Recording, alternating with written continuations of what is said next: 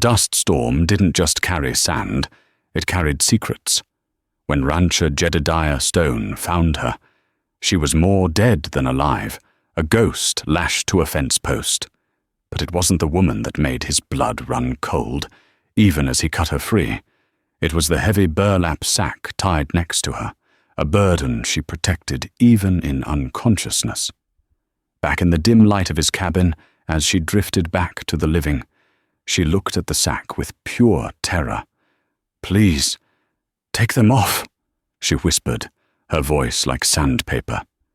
He thought she meant her soaked bandages. He was wrong. She was pointing at the sack. "The straps. Take them off." Jedediah opened the sack, and his gasp was stolen by the wind, hammering the glass. What he saw inside was enough to get them both killed by sunrise, and it would bring a war to the doorstep of his ranch. The world had been reduced to a screaming, reddish-brown hell. Jedediah Stone leaned into the wind, his hat pulled so low it was a miracle he could see the horns of the steer just 10 feet in front of him. This was the 3rd day of the dust storm, a relentless siege that had turned his ranch, the Stone Creek, into a barren, apocalyptic landscape. The air was so thick with grit that breathing was a conscious effort, a painful scrape in the back of the throat. His cattle, lowing in terror, were huddled against the lee side of a shallow ravine, and Jed was just trying to keep the last of the stragglers from wandering off to their deaths. He was a man carved from the same hard granite as the mountains that loomed to the west. Jed was not old, but the high plains had weathered him beyond his 35 years. His eyes, the color of a winter sky, were etched with crow's feet from squinting into a sun that was, for now, just a memory. He'd inherited this ranch from his father, and he'd be damned if he'd let it be blown away by wind or, worse, stolen by the new, sophisticated brand of predator infesting the Wyoming territory. His horse, Ajax, stumbled, and Jed cursed under his breath, patting the stallion's neck. That's when he saw it. At first, it was just a shape, a darker smudge in the swirling ochre fog. It was slumped against his own property line fence, 100 yards from the relative safety of the ravine. It wasn't a calf, it was too tall, too still. Jed's hand instinctively went to the Colt Peacemaker, holstered on his hip. In this territory, anything unusual was usually dangerous. He nudged Ajax forward, the wind trying to tear the reins from his leather-gloved hands. As he got closer, the shape resolved. It was a person, a woman. She was tied to the fence post with what looked like a saddle strap, her head slumped forward, her dark hair matted with mud and blood. Her clothes were torn, a simple calico dress that offered no protection from the elements. She was small, soaked to the bone from a spat of rain that had turned the dust to clinging mud hours earlier, and she was frighteningly still. "Mom!"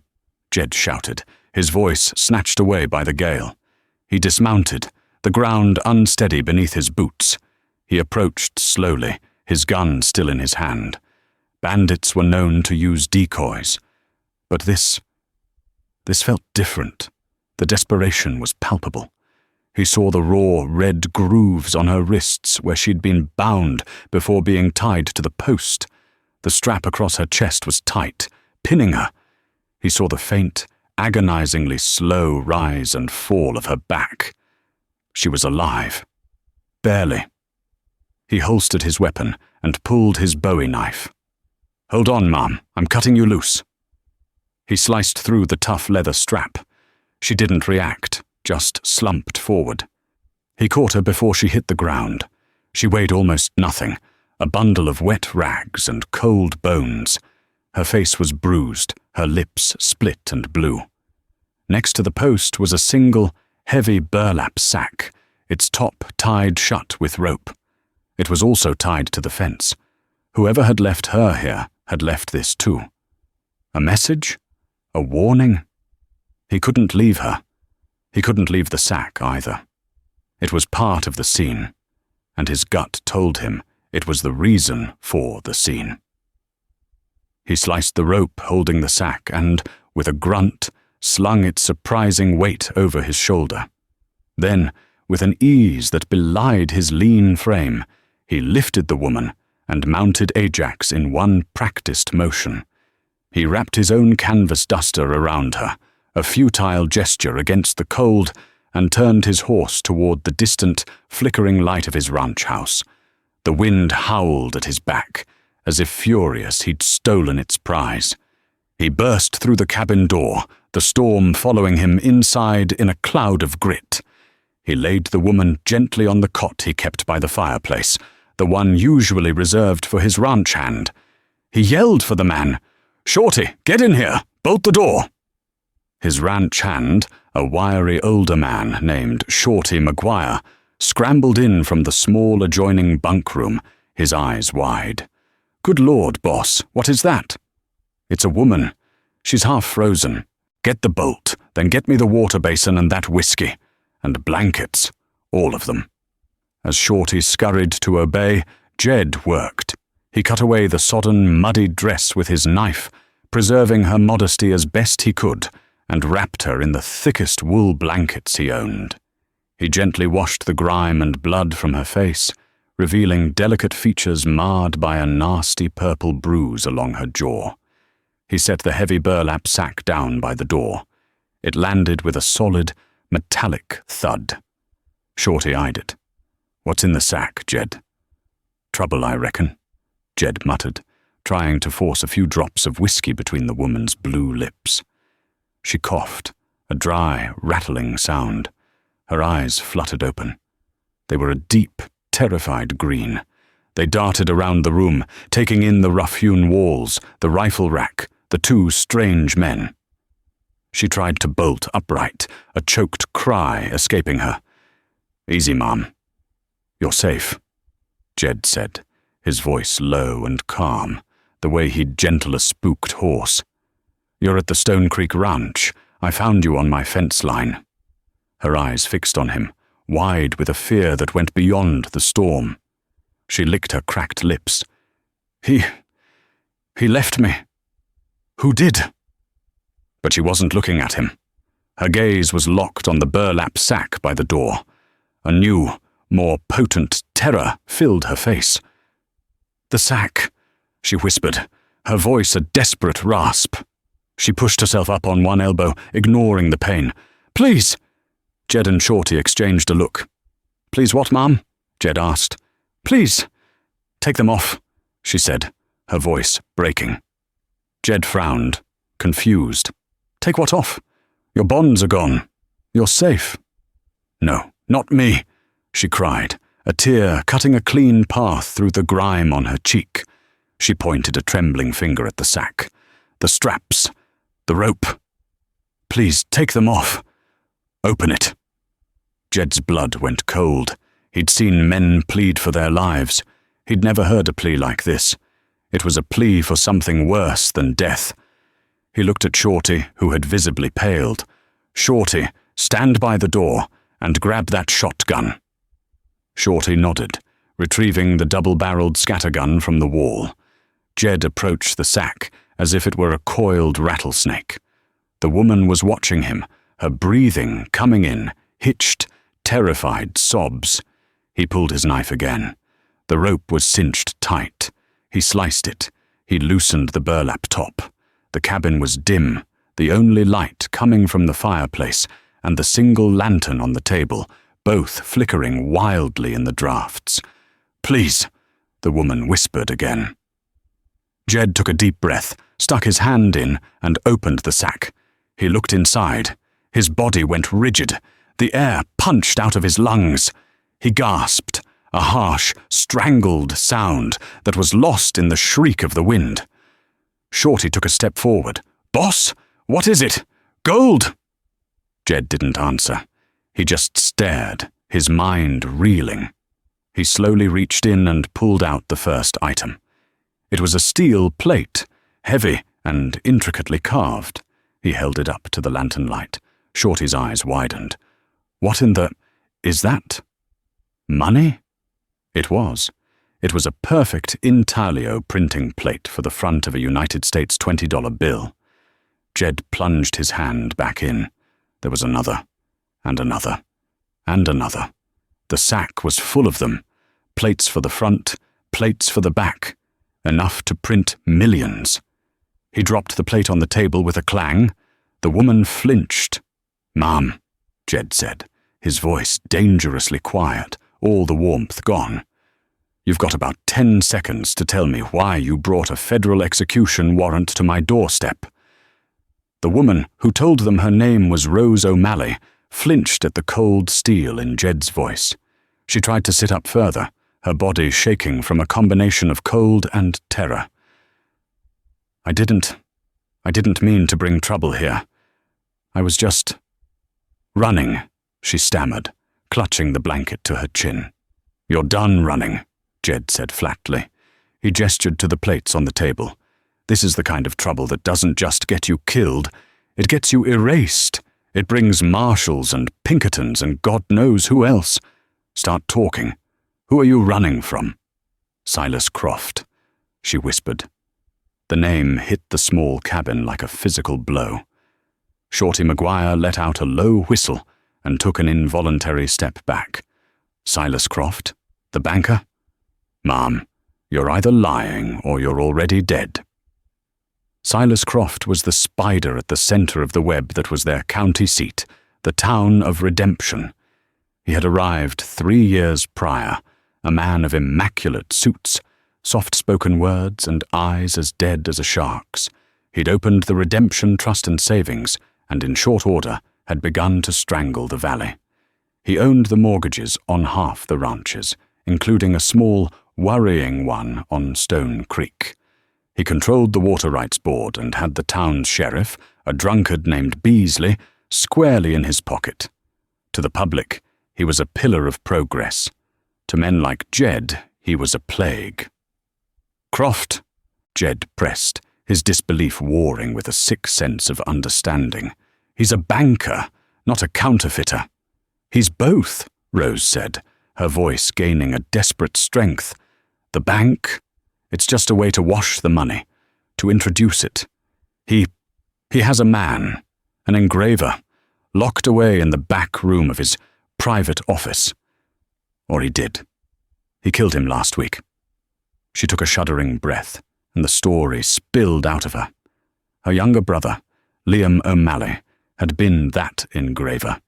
He was brilliant, a true artist who had apprenticed back in Boston, but he had a weakness for faro tables, and he'd fallen deep into debt.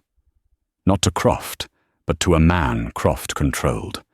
A year ago, Croft had made Liam an offer. Come to Redemption, work for him, and his debts would be cleared. Liam, naive and desperate, had agreed. Rose, left with nothing back east after their parents died, had followed him. For the first few months, it seemed fine. Liam had a private workshop, and Rose was given a job as Croft's personal assistant, a title that she quickly learned was a gilded cage. She lived in a small apartment above the bank, a prisoner of Croft's possessive, cold generosity. Liam, he hated what he was doing, she continued, tears welling. He was creating poison. Croft was using the fake money to buy up everything. He'd find a rancher, like you, who was struggling. He'd offer a loan, but half the loan would be in his new bills. Then, when the rancher paid his suppliers in the bigger towns, the money would be spotted. The suppliers would cut him off. Suddenly, the rancher is ruined, and Croft is the only one who can buy his note, with more bad money. He's building an empire out of ink and lies. Jed felt his stomach tighten. 3 months ago, he'd taken a small loan from Croft to buy winter feed after a drought. The feed supplier in Cheyenne had sent him a curt telegram 2 weeks later, saying his last payment was irregular and that all future business would be cash in advance. At the time, Jed had blamed the supplier. Now He's laundering it through his own bank, Jed said, the pieces clicking into place. He mixes the bad with the good, sends it east, and it's too late to trace back. Exactly, Rose said. But Liam, he couldn't live with it. He was planning to escape. He was going to take the plates to the U.S. Marshal in Cheyenne. He wasn't just an engraver. He was smart. He kept a record. A record? A ledger? A small one. He wrote down everything. Every bad bill run, every rancher targeted, every bribe paid. He even documented the night Croft had his foreman, Ben Carter, drown the old sheriff to put Beasley in his place. Shorty cursed. The old sheriff. They said he was drunk and fell in the trough. He was murdered, Rose said, her voice flat. Liam saw it. He wrote it down. That ledger was his leverage, and it was his death warrant. Last week, Croft had discovered Liam's plan. He'd confronted him. Liam, terrified, had confessed.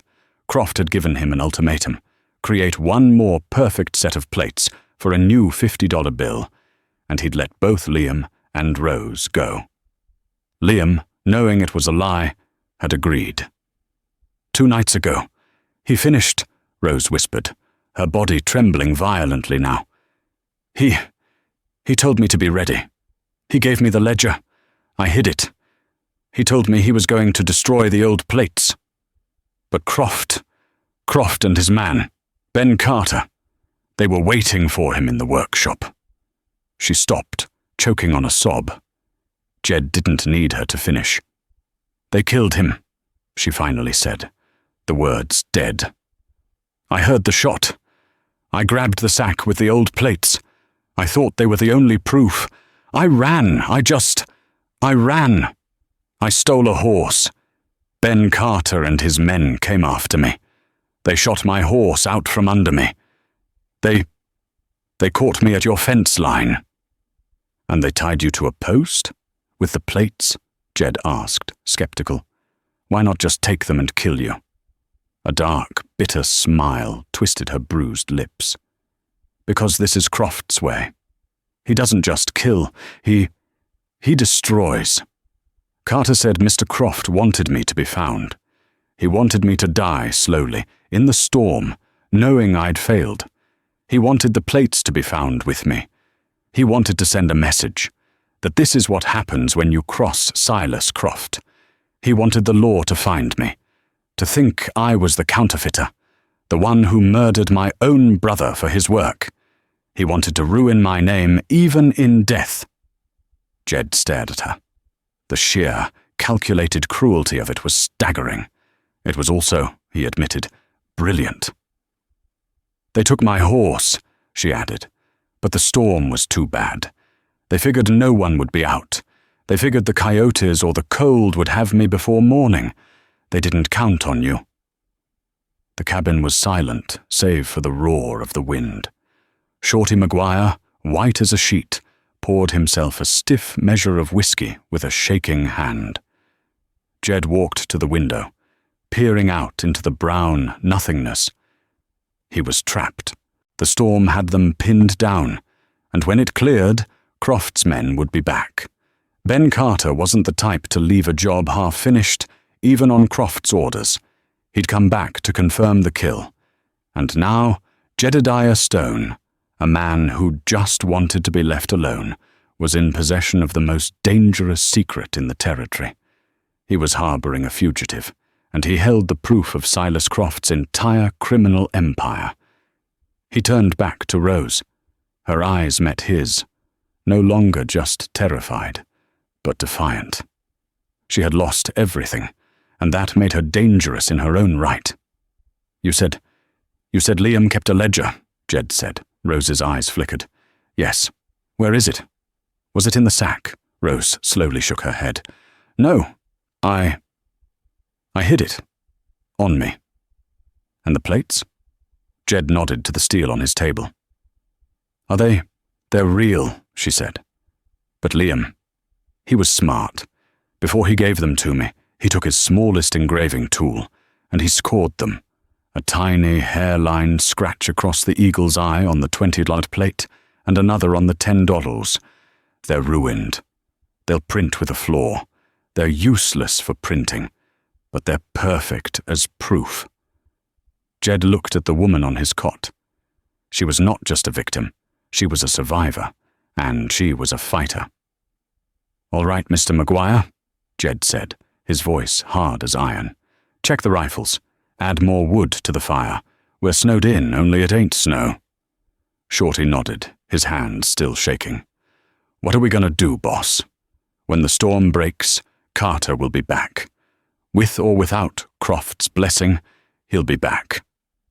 Jed picked up one of the heavy plates, feeling its weight. "Silas Croft wants to own this valley. He's been pushing me for months, trying to buy me out, trying to squeeze me dry. He thinks I'm just another rancher he can break." He looked at Rose. "He's wrong. You didn't bring trouble to my doorstep, ma'am. You brought a weapon?" The storm raged for another full day, sealing the Stone Creek Ranch in a dusty, howling tomb. The wind was a physical presence, a monster clawing at the log walls and driving fine silt through every crack. Inside the small cabin, the tension was as thick as the air. Jed, Rose, and Shorty Maguire existed in a state of suspended animation, waiting for the inevitable. Rose, despite her injuries and exhaustion, refused to rest for long. The adrenaline of her escape and the grim purpose of her mission kept her on her feet. She'd dressed in some of Jed's late wife's leftover clothes, a simple flannel shirt and denim trousers that were far too large, but offered more warmth and utility than her ruined dress. The sight of her in them gave Jed a sharp, unwelcome pang of a grief he kept locked away. But he said nothing. She was tougher than she looked. Her hands were not the soft, useless hands of a banker's assistant. They were calloused. "Liam taught me to engrave," she explained, her voice quiet as she held one of the heavy plates. "Just for fun at first. I helped him. I mixed his inks. I understood the work." Jed watched her. He was a man of few words, and his trust was a rare commodity, earned in deeds, not stories. But her story had the ring of truth, mostly because it aligned with everything he'd come to suspect about Silas Croft.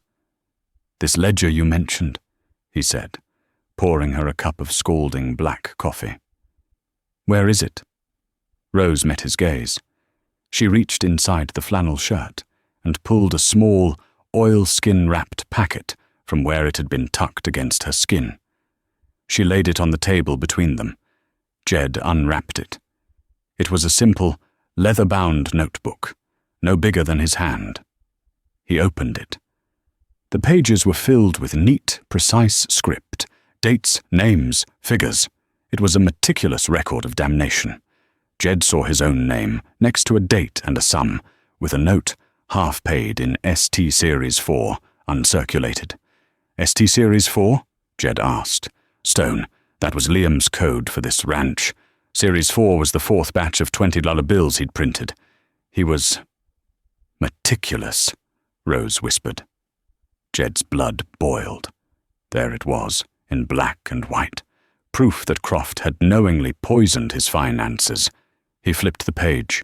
He saw the name of his neighbor, Martin Gibbs, who had lost his ranch to foreclosure 2 months back. And then the entry that made his hands clench. Oct 14. Sheriff T. Miller, B. Carter, Creek, 10 p.m. Declared accident. "Ben Carter," Jed said, the name tasting like ash. "Croft's foreman." "He's not a foreman," Rose said, her voice shaking with hatred. "He's a murderer. He's Croft's private executioner. He's the one who shot Liam." Shorty Maguire, who had been nervously cleaning the same rifle for an hour, spoke up. "Carter's bad news, boss. He's a faster draw than anyone in Redemption, and he enjoys his work. If he's coming back, he won't be coming alone. He'll have the rest of Croft's ranch hands with him. Probably a dozen men." "2 of us," Jed said, glancing at Shorty. against a dozen. "One," Rose said firmly. "I can't shoot." "You'll learn," Jed said, his voice flat. He crossed the room and took a small, silver-handled Smith & Wesson revolver from a drawer. "My wife's. It's loaded. It's simple. You point it, you pull the trigger. You don't stop pulling it until it's empty or the man in front of you is down." He pressed it into her hand. Her hand was trembling, but she wrapped her fingers around the grip. "Now," Jed said, turning to the heavy plates and the ledger, "we have the proof. But proof is useless if we're dead. The telegraph lines are down. The road to Cheyenne is a mud pit. We're cut off. Carter knows that. He knows we have nowhere to run." "So what do we do?" Shorty asked, his voice cracking. "We can't fight a dozen men." "We won't fight them," Jed said. "Not head on. This is my land. I know every rock, every ditch, every shadow. They don't. We don't fight them in the house. This cabin is a tinderbox. They'll burn us out." He paced the room, his mind working. "The storm is the only thing keeping us alive. The moment that wind dies, they'll be able to see to ride. How long do we have?" He unbolted the door and cracked it open. The wind nearly tore it from his hand, and a sheet of brown grit blasted his face. He spat. "It's easing," he said grimly. "The screaming has stopped. It's just a howl now. By morning, by sunrise, it'll be over. They'll come at first light." He slammed the door and shot the bolt. The two high windows on either side of the cabin were his weak points. "Rose, put that ledger back. Keep it on you, no matter what. That's the only thing that matters. The plates are just noise." "What about them?" she asked, nodding to the steel slabs on the table. Jed stared at them. An idea, desperate and dangerous, began to form. "They're our only card to play," Jed said. "Carter thinks you stole them to sell or to use. He thinks they're valuable. He doesn't know they're flawed. He doesn't know about the ledger. We can use that." "How?" Shorty asked. "We bargain," Jed said. "Bargain?" Rose looked at him, horrified. "With the man who killed my brother? Never!" "We don't bargain to give him the plates," Jed clarified, his voice sharp. "We bargain for time. We bargain to split them up. Carter wants the plates. His men want gold. If they think there's a chance to get rich, they might not be so quick to follow Carter's orders." It was a slim hope, but it was the only one they had. "Shorty," Jed commanded, "take the plates. Put them back in the sack. Take them to the root cellar. Hide them under the floorboards. Leave one, just one, on the table." Shorty, looking relieved to have a task, grabbed the sack and disappeared down the trap-door that led to the small, dark cellar. Jed turned back to Rose. "When they come, I do the talking. You stay out of sight. You keep that pistol, and you keep that ledger. If they get past me, you run. Run out the back, toward the creek. Don't stop." "And you?" she asked, her green eyes locked on his. Jed finished loading his Winchester rifle, the snick-snick of the lever action loud in the tense silence. "I'm not leaving my ranch." The night dragged on. The wind slowly, agonizingly, died. By 4 a.m., the silence was almost as terrifying as the storm had been. There was only the sound of the dying fire and Jed's boots pacing the floor. Rose, exhausted, finally dozed in the chair, the pistol in her lap. Shorty was sitting on the cot, his shotgun across his knees, staring at the cabin door as if he could will it to stay shut. Jed stopped pacing. He stood at the window, wiping the grime away to look outside. The dust had settled. A pale, sickly moonlight was breaking through the clearing clouds, illuminating a landscape that looked like the surface of the moon. It was dead, still, and quiet. "They're coming," Jed said, his voice barely a whisper. Rose's eyes snapped open. Shorty sprang to his feet, his knuckles white on the shotgun. Jed blew out the lantern, plunging the cabin into near darkness, lit only by the red glow of the embers in the fireplace. "Get down," Jed ordered. "Stay away from the windows." He took his position by the wall next to the door, his Winchester primed and ready. And then they heard it. The sound they had been dreading. The soft, muffled thud of horses' hooves on damp earth. Not one horse. Many. They were surrounding the house. A voice, slick and cold as a snake's belly, cut through the pre-dawn chill. "Mr. Stone, Jedediah Stone, I know you're in there, and you have something that belongs to my employer, Mr. Croft. Send the girl out, send the sack out, and maybe, I'll let you live to see the sunrise." It was Ben Carter, and he had not come alone. The voice hung in the air, oozing a confidence that made Jed's skin crawl. Ben Carter. He was out there, probably sitting on his black stallion, smiling in the dark. Jed glanced at Rose. She was pressed against the back wall, her face a mask of pale terror and white-hot fury. Shorty Maguire was crouched near the fireplace, his shotgun pointed at the door, but his hands were visibly shaking. "Stay down. Don't make a sound," Jed whispered. He moved to the window, staying deep in the shadows, and peered out. He could make out at least 8 riders, fanned out in a loose semicircle just beyond rifle range. They were dark silhouettes against the greying eastern sky. "I'm not a patient man, Stone," Carter called out again. "I know she's in there. We tracked her right to your door. I don't want to burn down a perfectly good ranch, but I will. Send her out." Jed's mind raced. Carter was talking, which was good. If he'd wanted them dead immediately, he would have just opened fire. He wanted the plates, and he wanted Rose. "They just want the girl and the sack, boss," Shorty hissed from the shadows. Maybe if we just give 'em what they want." "Shut up, Shorty," Jed snapped. "The moment we open that door, we're dead. The girl first, then us. He can't leave witnesses." Jed raised his voice, projecting it through the heavy log walls. "What's in the sack, Carter? Seems mighty valuable for a simple banker." He was fishing, trying to see if Carter knew what he truly had.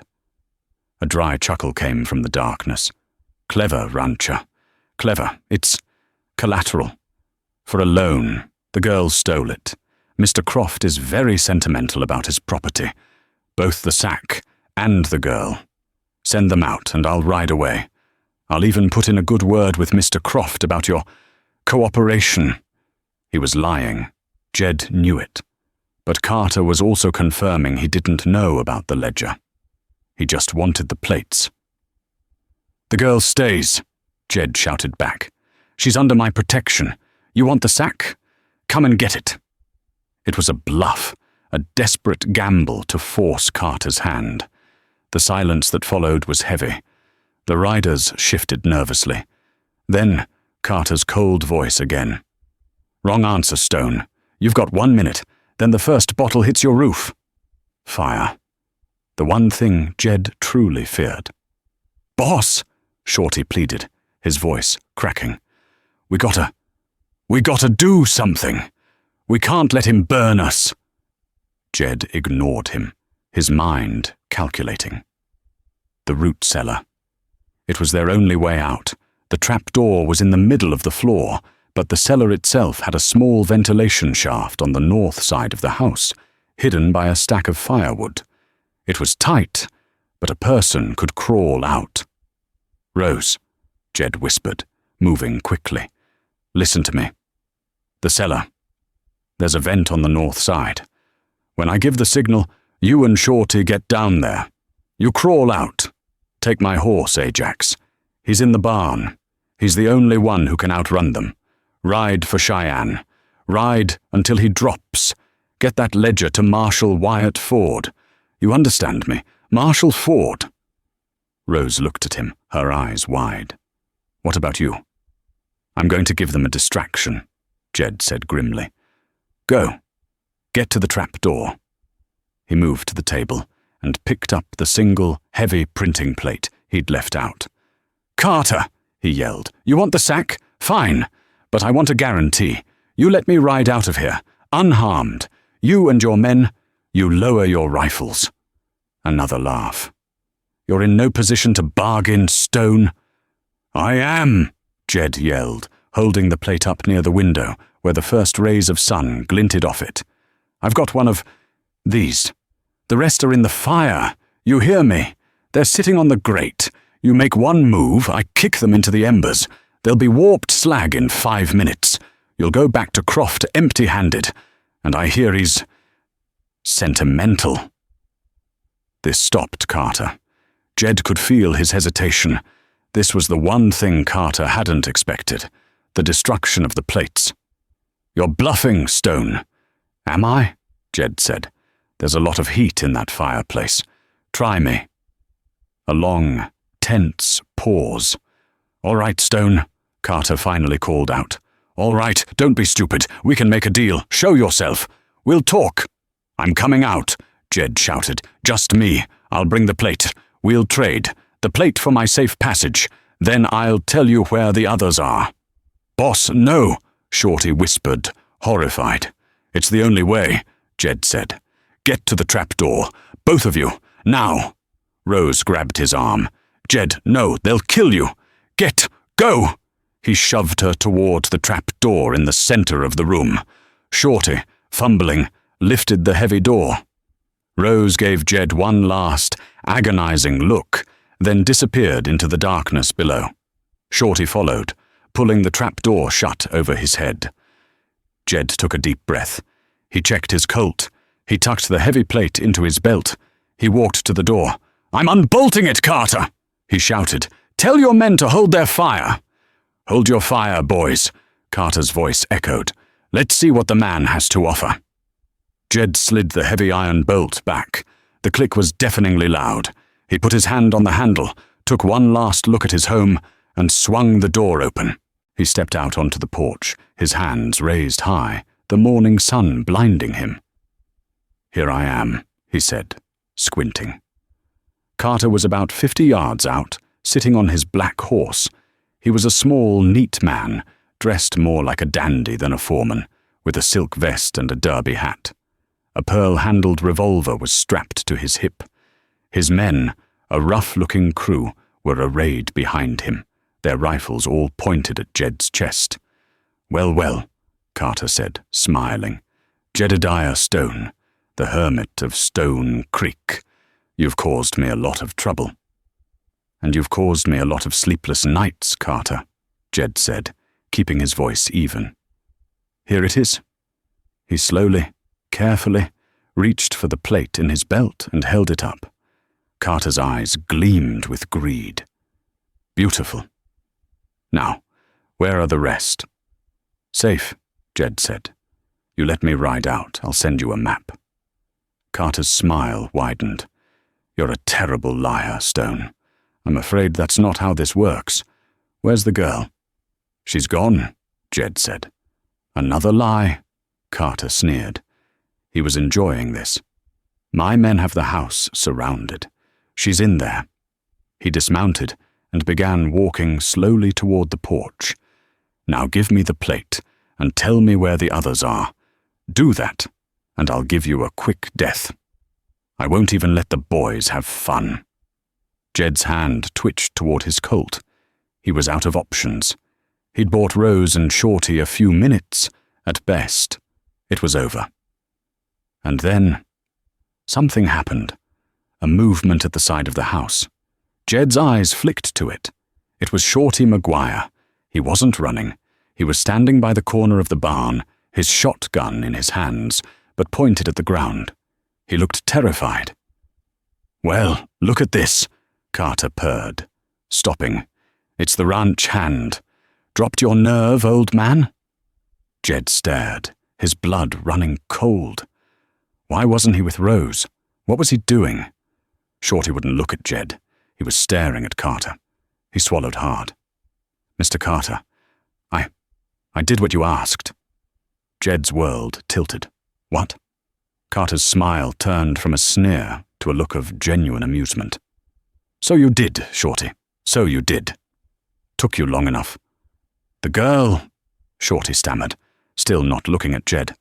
She's in the root cellar, just like I told you she would be. Just like I said he would try. No. The word was a silent scream in Jed's mind. Ben Carter turned his gaze back to Jed. His smile was predatory. You see, Stone, you're a predictable man. You think you're smart, but you're just a farmer. Your ranch hand, on the other hand, he's a pragmatist. He's been on my payroll for 6 months, ever since I paid off his considerable gambling debts in redemption. Jed couldn't breathe. Shorty, wiry, dependable, grumpy Shorty, the man who'd worked for his father. Shorty finally looked at Jed, his eyes full of a pathetic, watery fear. I'm sorry, boss. I got a family in Cheyenne. I couldn't. He promised no one would get hurt. He just wanted the plates. And he'll get them, Carter said soothingly. He gave Shorty a subtle, almost imperceptible nod. Good work, Maguire. You'll get your bonus. Now, go and get the girl. Tell her to come out, or we're going down there with smoke. Shorty, looking relieved, nodded quickly. Yes, sir, Mr. Carter. He turned and hurried toward the trap door on the outside of the cabin, the one Jed used for loading supplies. Jed Stone stood on his porch, disarmed in a way no gun ever could. He wasn't just outnumbered. He had been betrayed from the very beginning. The entire plan, his sacrifice, it was all a farce. Carter chuckled, taking another step closer. It's over, Stone. Now, be a good man and give me that last plate. Then, you and I will have a little talk about what happens next. The betrayal hung in the air, heavier and more toxic than the dust. Jed felt a cold, sharp rage replace his shock. He had been played. Rose was trapped. Shorty! Jed's voice was a low growl. You sent her out, and you're a dead man. I swear on my father's grave, I'll find you. Shorty flinched but didn't stop. He was committed. He fumbled with the heavy wooden doors of the external cellar entrance. Carter just laughed. Empty threats, Stone. You're finished. He gestured to 2 of his men.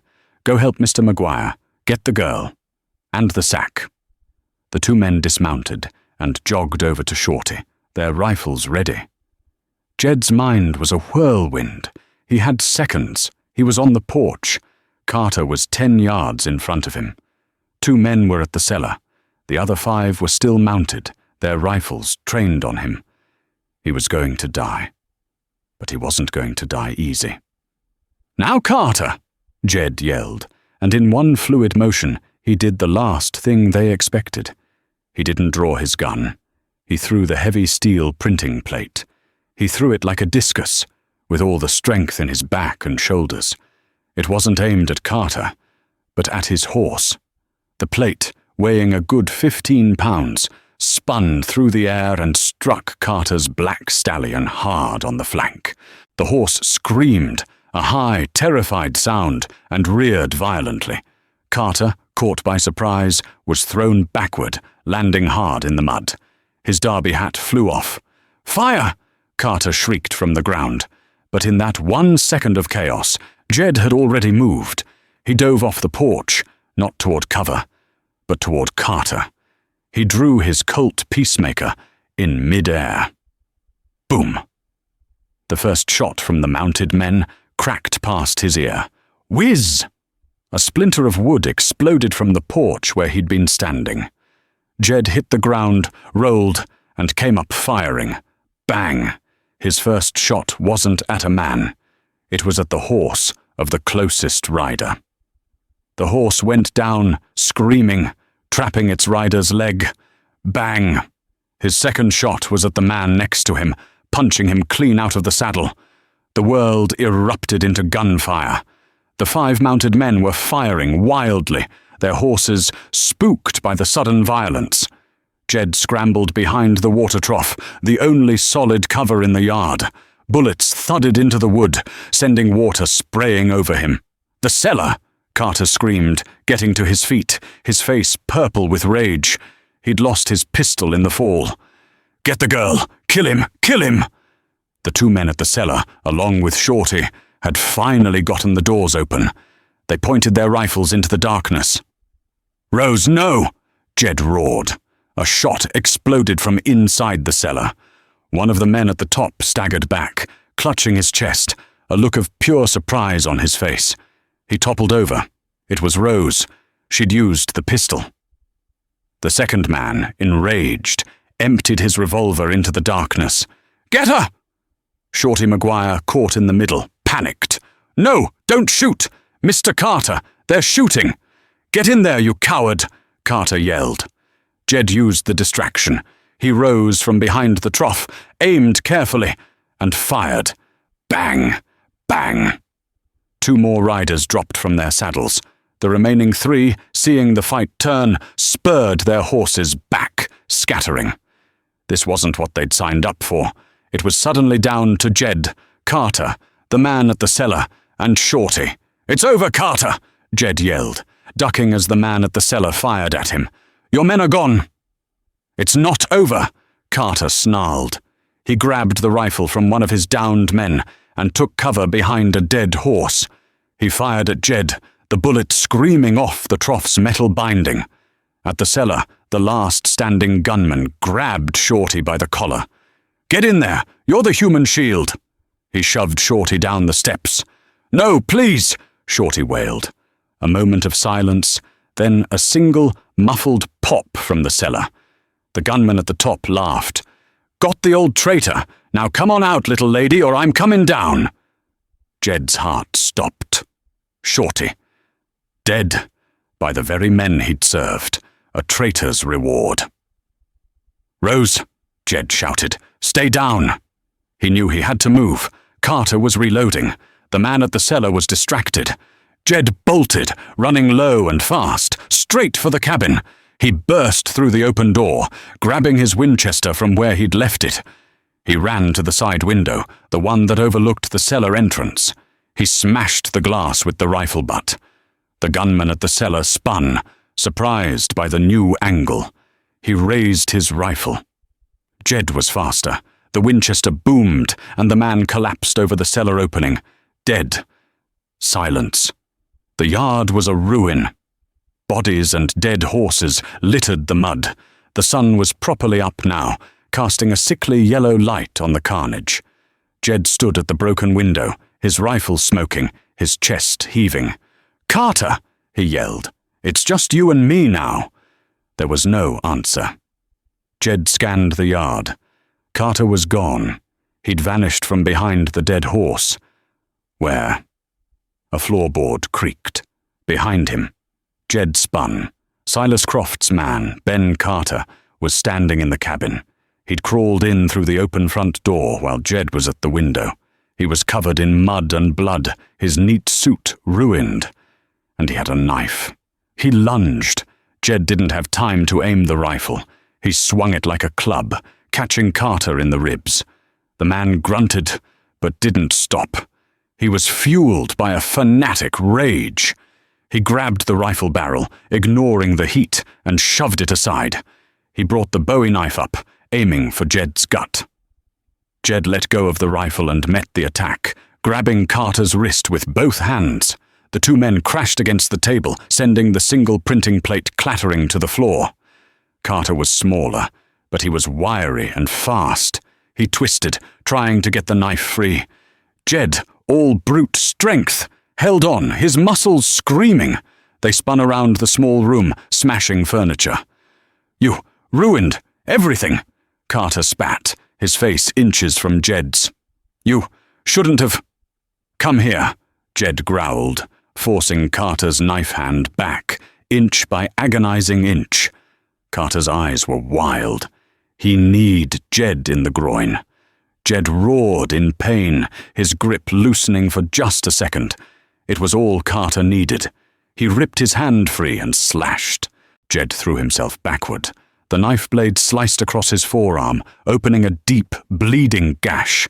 Carter laughed, a high, breathless sound, and raised the knife for a killing blow. Pop! The sound was small, almost lost in the room. Ben Carter froze. His eyes widened. He looked down. A small, dark red circle was spreading on the front of his silk vest. He looked up at Jed, his expression one of pure, blank confusion. He swayed, then fell backward like a sack of stones. Standing in the open cellar trapdoor in the middle of the floor, her small body shaking so hard she could barely stand, was Rose O'Malley. In her hand was the smoking Smith & Wesson. She had shot him in the back. She looked at Jed, at the blood pouring from his arm, at the dead man on the floor, at the carnage in the yard. Then her eyes rolled back in her head, and she collapsed in a faint. The fight was over, but the war was not. Jed stood in the wreckage, Carter dead on his floor. He checked the cellar. Shorty Maguire was also dead, a victim of the crossfire, a traitor's end. When Rose revived from her faint, the grim reality set in. "It's not over," Jed said, his voice rough as he tied a bandage around his bleeding arm. "Croft is still in his bank. He'll send Beasley next. He'll twist this, claim we are the murderers." He had a desperate plan. "You have to ride, now!" He shoved the oilskin-wrapped ledger and a single flawed printing plate into a saddlebag. "Take my best horse, Ajax. Ride for Cheyenne. Don't stop until you find Marshal Wyatt Ford. Give this to him, and only him." "Jed, they'll kill you," she pleaded, but he was already pushing her toward the barn. "I'll slow them down," he vowed. "Go!" She fled, disappearing into the ravine. Jed dragged the bodies to the barn and waited on his porch, rifle in hand. Hours later, they came. Sheriff Beasley, a posse, and Silas Croft himself, his face a mask of cold fury. "Jedediah Stone," Beasley bellowed, "you're under arrest for the murder of Ben Carter and my men." As Croft ordered the posse to storm the barn, new riders appeared, a column of blue-coated cavalry. At their head was Marshal Wyatt Ford, and beside him, looking exhausted but triumphant, sat Rose O'Malley. Croft's composure shattered. His face went white. "Silas Croft!" Marshal Ford boomed, dismounting. He held up the ledger. "This is Liam O'Malley's record, of every murder, of every counterfeit bill." He then produced the flawed plate. "You're under arrest for fraud, conspiracy, and murder." As soldiers cuffed him, Croft stared at Rose with venomous hatred. "You are nothing." Rose looked down from the horse, her voice clear and strong. "No, Mr. Croft, I'm the one who remembered. You're the nothing." The sun set on the wreckage of Stone Creek, painting the sky in shades of bruised purple and blood orange. Jed sat on his porch, his arm stitched and bound, watching Marshal Ford's men clear the dead. Ford himself approached, hat in hand, his face grim. "Miss O'Malley, Mr. Stone," he rumbled. "Your brother's ledger. It's done more than catch a counterfeiter. It's going to clean out half the territorial government." He confirmed Croft and Sheriff Beasley, now in chains, would face a federal judge and the gallows.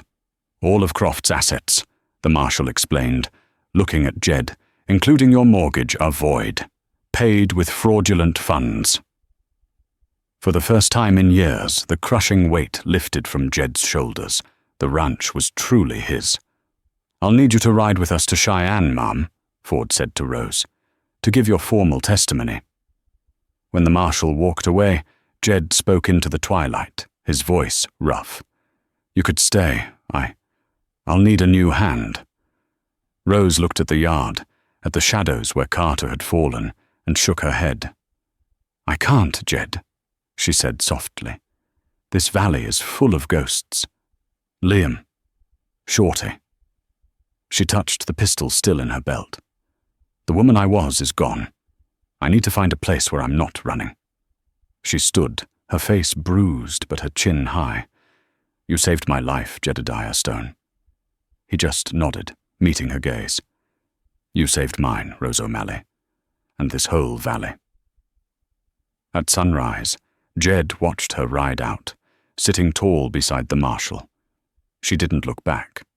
Rose O'Malley was heading east, toward an unknown future, but one she would face on her own terms. Jed turned and walked back into his cabin. It was scarred by bullets and blood, but it was his. It was finally clean. And so, the town of redemption was forced to look at the rot beneath its floorboards, all thanks to a dead man's ledger and the courage of a woman who had nothing left to lose. Silas Croft's empire, built on fake money and real blood, crumbled to dust, just like the prairie wind. Jed Stone returned to his ranch, the silence of the plains a little deeper, the shadows a little longer, but his land was finally his own. Rose O'Malley, with justice for her brother, Liam, finally served, boarded the morning stage in Cheyenne, heading east to a future she couldn't see, but one she would face on her own terms. They didn't say goodbye. They didn't need to. They were two people forged in the same fire, and they would carry the scars and the respect forever. Karma in the Wild West is just a bullet with the right name on it. And this time, it hit its mark. Thank you for listening to this story. If you felt the chill of that dust storm and the heat of the final showdown, please show your support. It helps this channel more than you know. Hit that like button, share this story with someone who loves a good Western, and most importantly, subscribe for more tales of drama, twists, and justice. Don't forget to click the notification bell so you never miss an update.